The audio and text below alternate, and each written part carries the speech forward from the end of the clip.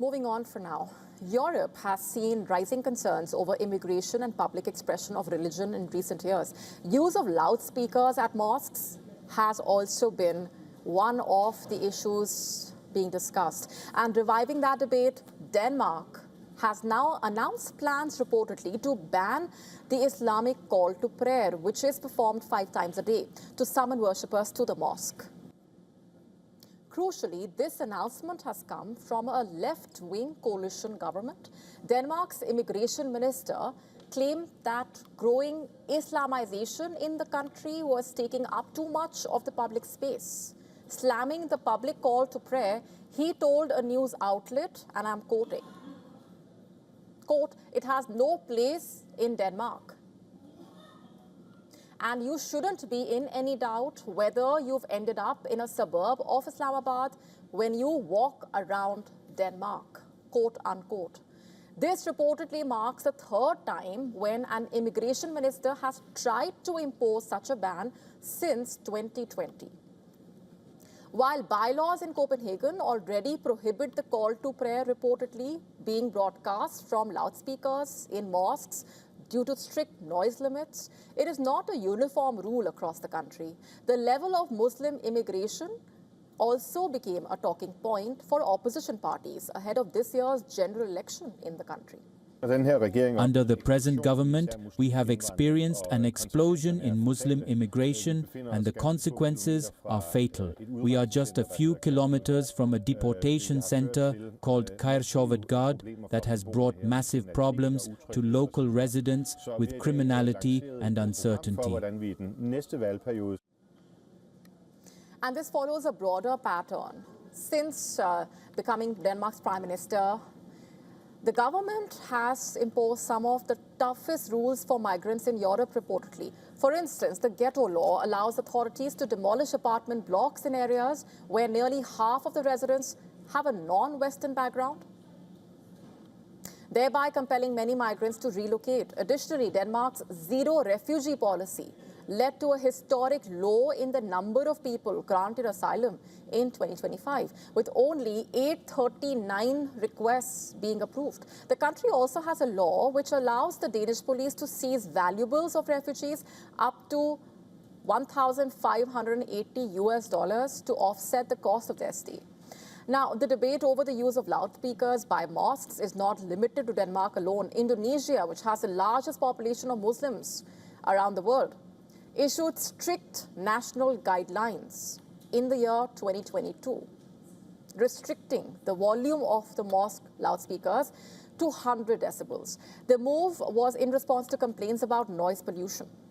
Saudi Arabia, home to the world's holiest sites, also imposed restrictions in the year 2021, mandating mosque loudspeakers to be set at 1/3 of their maximum volume.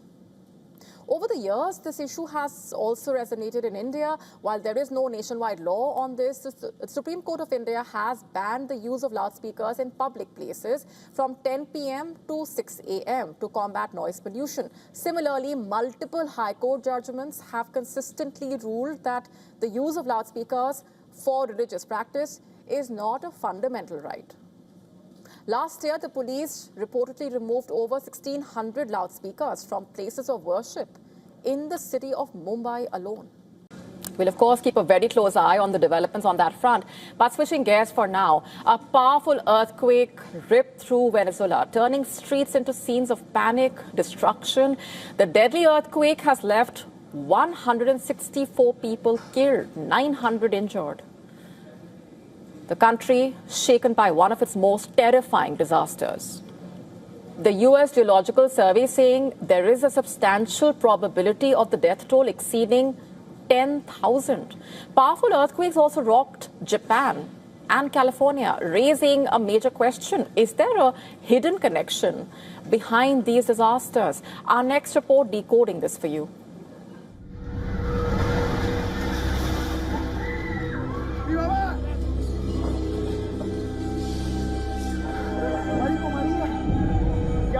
The panic,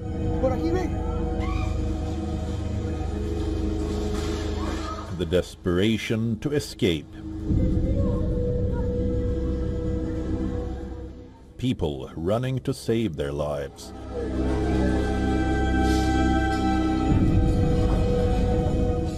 Buildings falling, house of cards.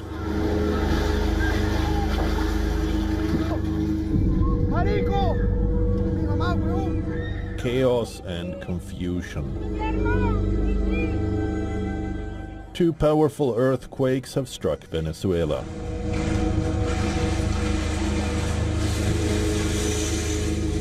An ordinary evening into an inescapable nightmare. Normal life in Caracas came to a sudden stop. The building moved from side to side because it was incredible. And well, luckily there weren't many people in the building either, because can you imagine the panic of people trying to get out of there? No, that's incredible. And well, what can I really say?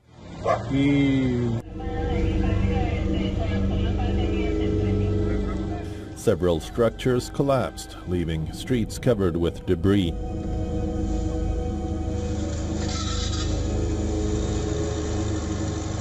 Two quakes striking in less than a minute after each on busy Caracas roads. Panic spread as people ran out of homes, offices and shops trying to escape the shaking ground. It was terrible. It was terrible. Everything collapsed. Everything. That was terrible. That's something I wouldn't wish on anyone. A terrible experience. Inside Caracas, rescue teams moved quickly through damaged areas. They searched through piles of rubble, looking for survivors trapped beneath collapsed buildings.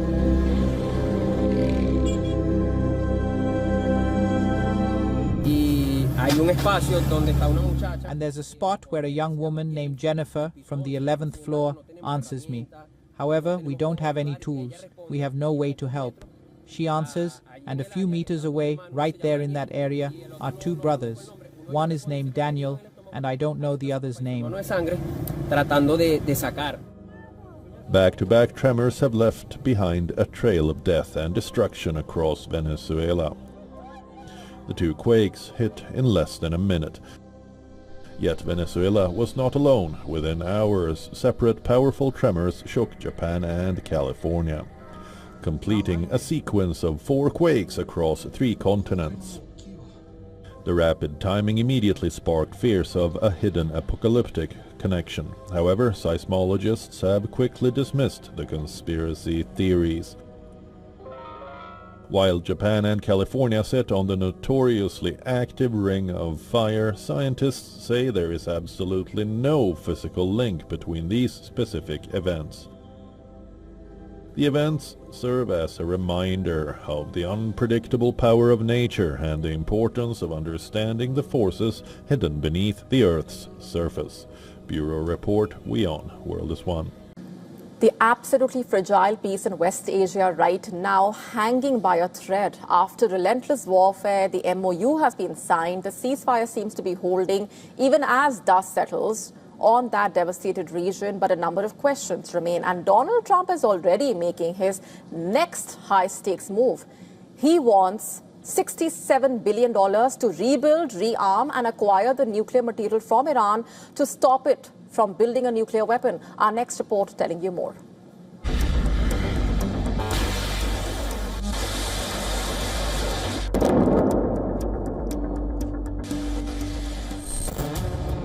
Night turned into day as a swarm of cheap kamikaze drones and precision ballistic missiles saturated the skies.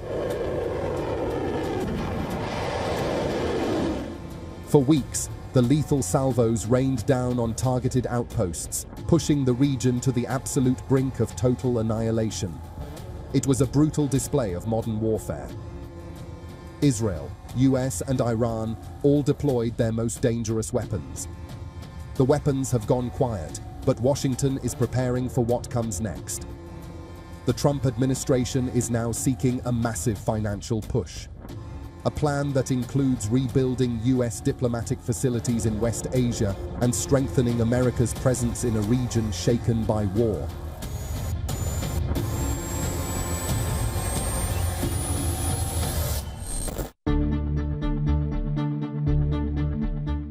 The White House has asked lawmakers to approve $87.6 billion. The bulk of the funding is for the Department of War, including $21 billion for munitions, $17.3 billion for operational costs, and $12.1 billion for classified programs.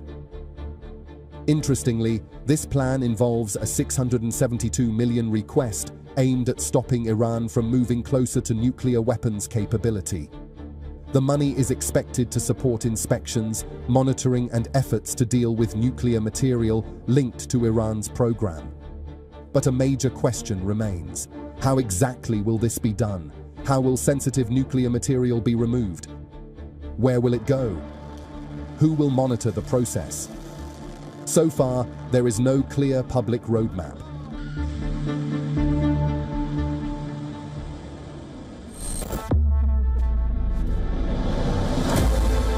The nuclear issue has remained one of the biggest flashpoints between Iran and the West.